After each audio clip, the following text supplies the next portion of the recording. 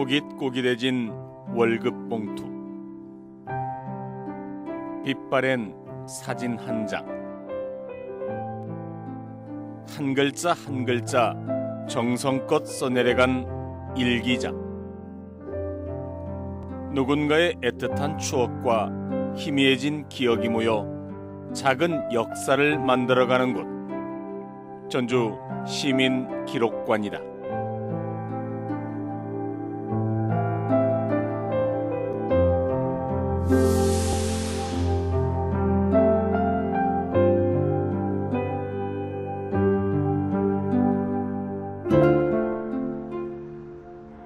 제가 나와 있는 이곳은 전주시 옛 보훈회관 자리에 들어선 전주 시민기록관입니다. 전주 시민기록관은 시민들이 기증한 옛 기록물들이 전시된 공간으로 지난 2016년부터 전주시가 5,000점에 달하는 기록물을 수집해서 보관하고 있습니다. 그간 일상에서 사라진 생활 기록물부터 고문서까지 전주의 기억과 시민들의 삶이 담긴 다양한 기록물이 쏟아져 나왔는데요. 우리가 미처 알지 못했던 전주의 역사와 문화를 전주 시민기록관 기록물을 통해 살펴보도록 하겠습니다.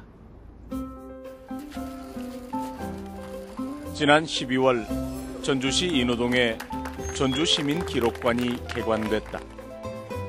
박물관이나 미술관이 아닌 조금 생소한 이름의 시민기록관. 이곳은 전주의 역사와 시민들의 추억이 담긴 다양한 기록물이 전시된 공간이다.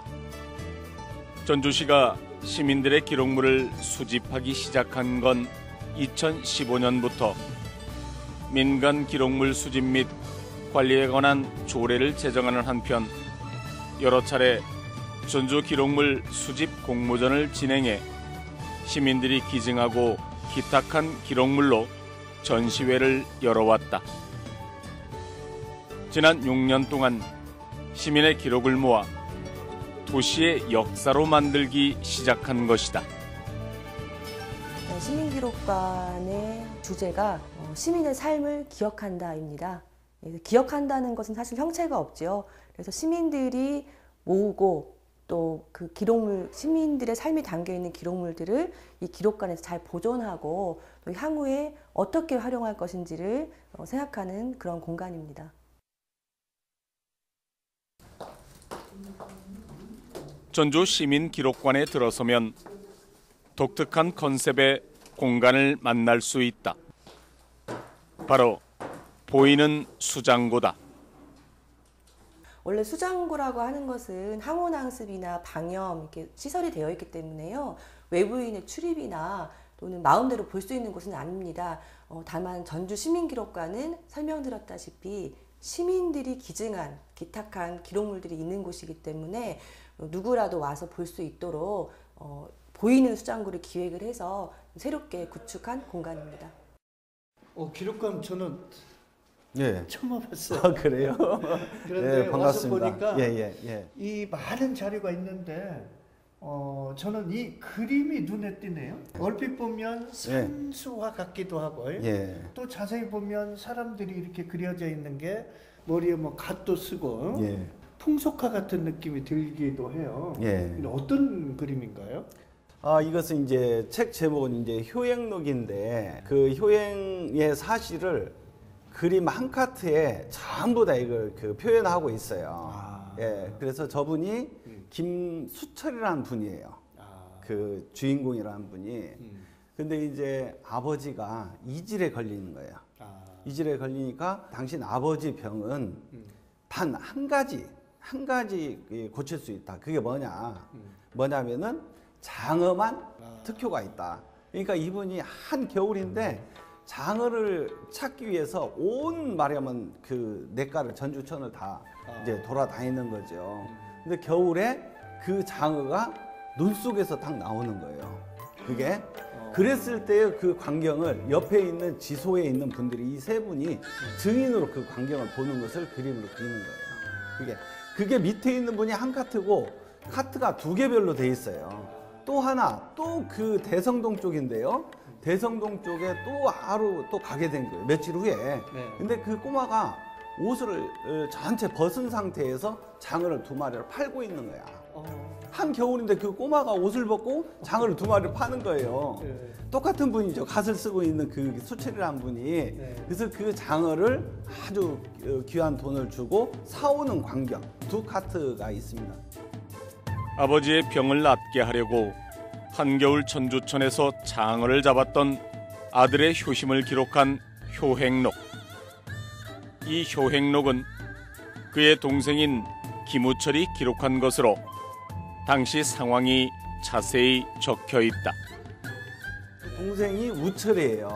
동생 우철이. 예, 우철이라는 분이 그 효행 사실을 당신의 이제 아버지를 위한 이제 이 사실이니까 그것을 기록으로 남기기 위해서 이 그림을 그리는 거예요. 동생이 뒤에 이제 그 발문을 쭉 씁니다. 그게 말하면 이 그림의 예, 뒤쪽에 가면 그 장어에 관한 내용이 그림 이렇게 쭉 파란 절구로 이렇게 써져 있거든요. 그러면 그 내용을 보니까 자기 동생이 이걸 기록했다 이렇게 이제 뒤쪽은 되어 있습니다. 이 지도는 남고 산성이 나오고 전주천이 나오고 색장동 지소가 나오고 또 승암산이 나오고 병암이라는 새로운 어떤 지도 그 명칭이 있습니다. 그래서 지명적으로도 중요한 어떤 의미를 가지고 있습니다. 그래서 효행 사실도 중요하고 또 전주 지소도 중요하고 지명적으로도 매우 중요한 자료입니다. 세 분이 있는데 지소에서 근무하는 스님 또 실질적으로 지소에서 종이를 뜨는 그 젊은 동자가 하나 있어요. 그리고 분안면에 전주 이제 그 분안면에 도윤이라는 분이 있는데 도윤이 지금 현재 상태의 그 면장의 그분이 지소를 관리하는 분이 아닐까 이렇게 추정을 합니다. 그분이 그 장어 잡는 그 효자의 그 어떤 기적 같은 사실을 이게 한 겨울인데 그것을 증명하는 사람이지 않을까 이렇게 생각을 해요. 근데 이렇게 그림으로 해놓는 경우에는 그렇게 흔치 않고 또 효행 사실을 했을 때 장어라는 어떤 주제를 가지고 한 것은 제가 이제 처음 접하게 되었습니다.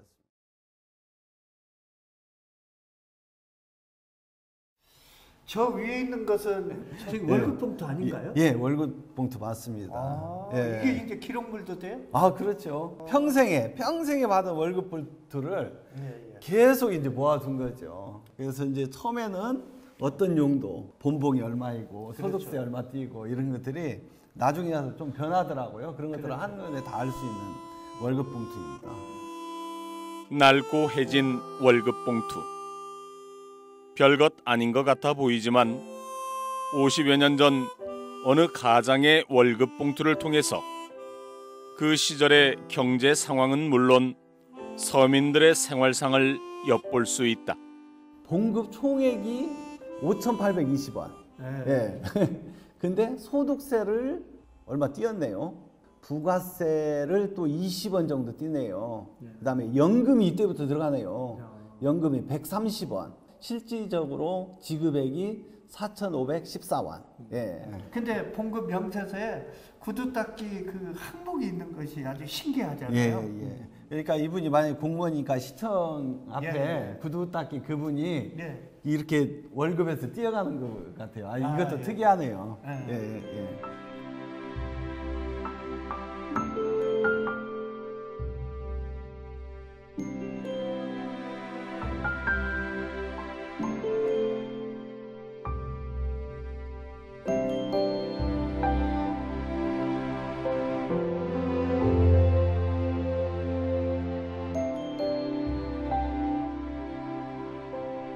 여기 지금 저렇게 붉은색 둥그스름한 도장처럼 찍혀 있고 중자가 저렇게 있는 거 이게 뭔가요? 이것이 이제 획기지라는 것인데요. 획기지. 공식 명칭이 획기지예요. 획기지. 예. 획기지인데 저 왼쪽에 보면은 획기지 이렇게 써져 있죠. 그을 획, 기록할 기.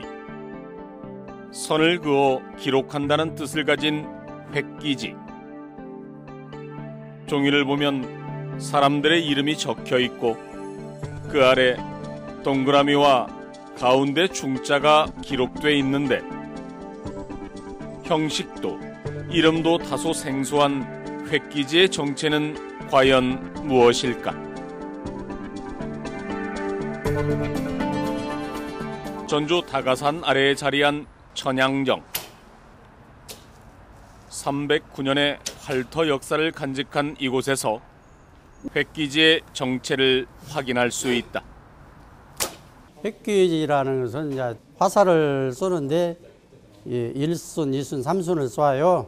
예, 근데 한 순이라는 게 이제 그 화살을 5발을 쏘거든요. 총 15발을 쏘는데 그 획기지를 보면은 가운데 중자를 한번으로 써서 중자를 찍은 것은 맞았다는 거고, 그 다음 원으로 이렇게 찍힌 것은 안 맞았다는 표시거든요.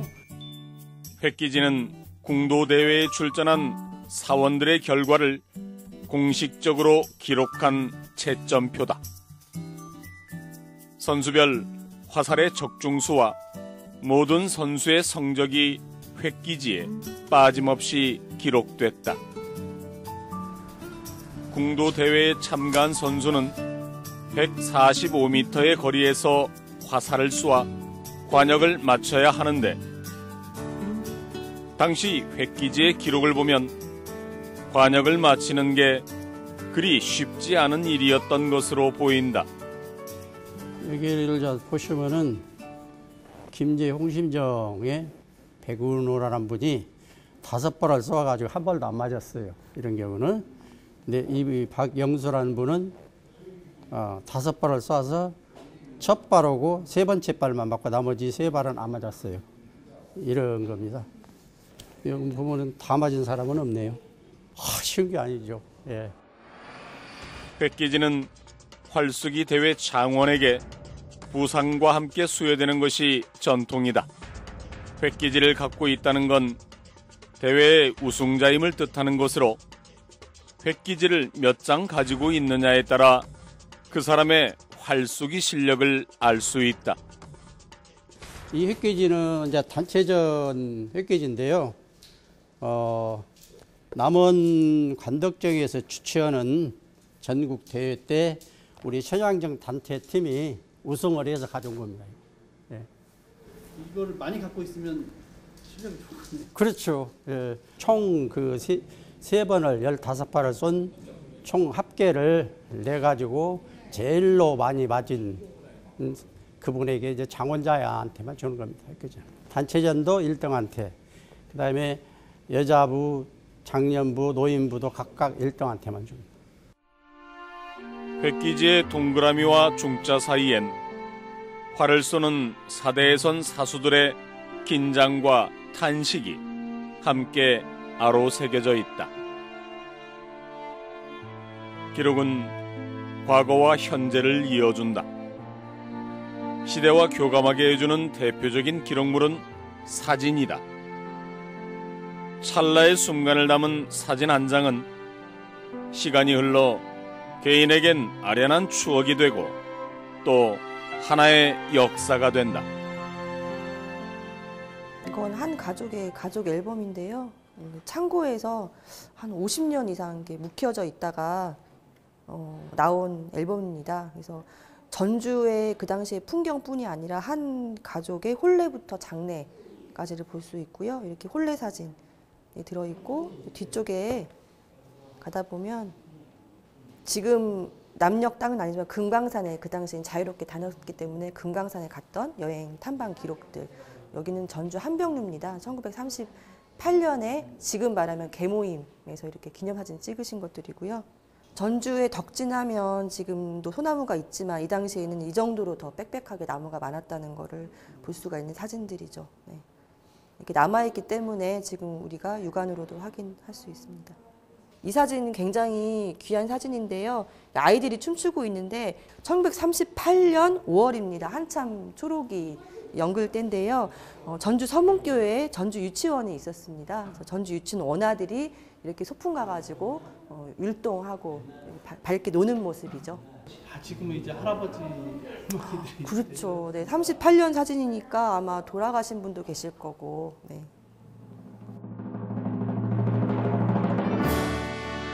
최근 재개발 문제로 논란이 된 전주 공설운동장.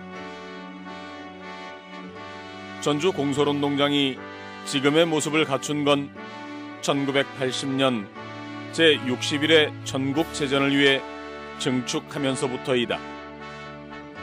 그런데 처음 전주 공설운동장이 건설된 건 1963년 제44회 전국체전을 준비하기 위해서였다.